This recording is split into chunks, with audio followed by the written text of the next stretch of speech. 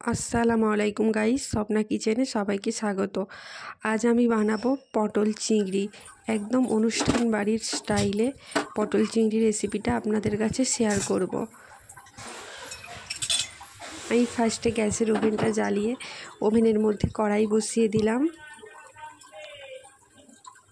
কড়াতে আমি পরিমাণ মতন তেল দিলাম। তেলটা আমি একে গরম করে নেব। দেখুন তেলটা আমার গরম হয়ে গেছে। গরম তেলের মধ্যে আমি আলু দিলাম, পরিমাণ মতন নুন, হাফ টেবিল চামচ হলুদ গুঁড়ো দিয়ে আলুটা আমি ভেজে নেব।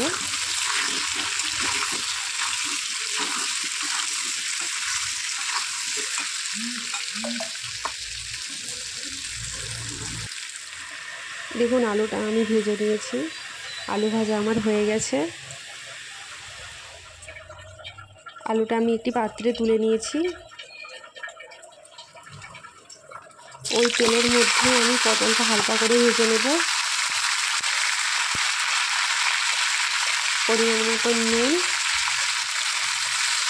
হাফ টেবিল চামচ হলুদ গুঁড়ো দিয়ে পটলটাও আমি হালকা করে ভেজে নেব।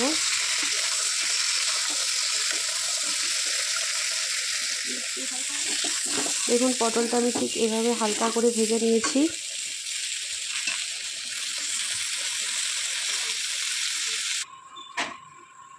দেখুন আলু ভাজা, পটল ভাজা আর চিংড়িটাও আমি হালকা করে ভেজে নিয়েছি। চিংড়ির ভিডিওটা আমার করা হয়নি, ওটা স্কিপ হয়ে গেছে।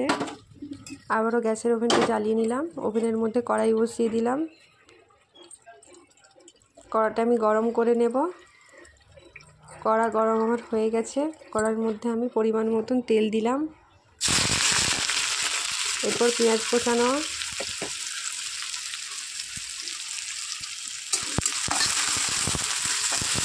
পেঁয়াজটা দিয়ে আমি একটু নাড়াচাড়া করে নিলাম।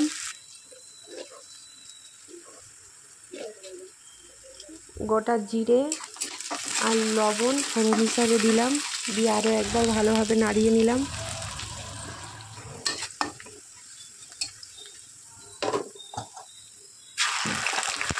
এবং পেঁয়াজটা আমি হালকা করে ভেজে নিয়েছি। এরপর আমি আদা রসুনের পেস্ট 1 টেবিল চামচ দিয়ে একবার নাড়িয়ে নিলাম। 1 টেবিল চামচ লঙ্কা গুঁড়ো, 1 টেবিল চামচ হলুদ গুঁড়ো, 1 টেবিল চামচ জিরে গুঁড়ো, পরিমাণ মতো নুন দিয়ে মশলাটা একবার নাড়িয়ে নিলাম।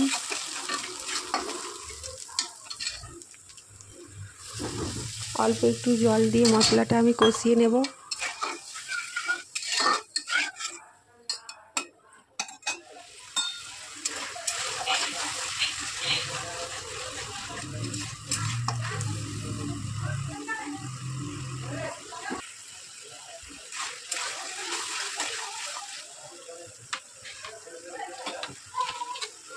দেখুন মশলাটা আমার কষানো হয়ে গেছে। কষানো মশলার মধ্যে আমি ভেজে রাখা আলু, পটল,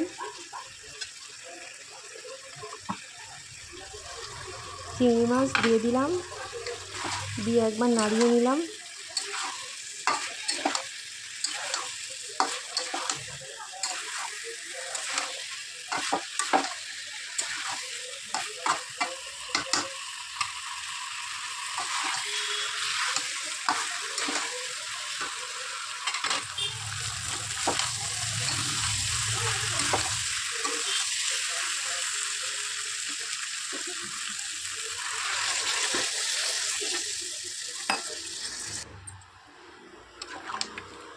দিয়ে জল দিলাম, জল দিয়ে আরও একবার ভালো করে নাড়িয়ে নিলাম।